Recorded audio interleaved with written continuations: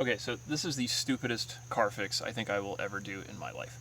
So if you have a Ford vehicle that has a seat that moves in all directions except maybe for one, sit down and prepare yourselves, because this is about the dumbest thing I've ever seen in my life. So you take off the panel. It's held in by two 20s, and then there's another one up here. This is a simple screwdriver. You just pop it and it slides right out. I thought the motor was bad, so I took the motor out, or took the whole seat out. That's why it's kind of in this weird spot. But then I started to look at other things and realized maybe it's this little guy. So this little switch is just held in by a little clip. You can take it out. It's real easy to do. But if you crack open the top of this, so this is where the little seat control goes in, where you pivot and go up and down and all this sort of stuff. And the controls on this are pretty free, like moving, and they kind of move around. But if you crack this thing off, and just to show you, like, this is not hard to do. So this is how you'll find it when you pop it over the, pop it off of the panel it's on here. This just pops right out. It's a really easy just screwdriver, and you pop it out. Be gentle with it. You don't want to like monster it off. But so this little guy, if you want to deconstruct this, you pull this thing off, take a little screwdriver, and this very, very easily, you just kind of stab him in here, give him a little twist, and it'll come right out. Okay. Why that matters is that this is the switch behind it, and it does this sort of stuff. Okay. So everything in middle is your normal. This is seat forward, backward, seat up, down, up, down.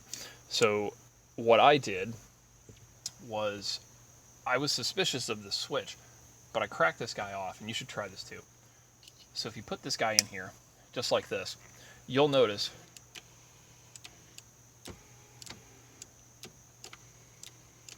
like this will let you know that the switch is good or bad. You can also test the contacts on it. I did a continuity test on this, and that's why I was like, wait a minute, if this works and the signal's going, why isn't the seat moving? Well, come to find out. So in this little guy here, and we'll take this apart. So you kind of pry on him a little bit, like this. And just so you know, I'm not actually going to do this, but this thing will shoot out at you a little bit. Just know that these pieces are kind of just loose in there. They're kind of, clipped in. The one you care about is this one. So I had noticed that when I move this thing forward, that it just wouldn't work.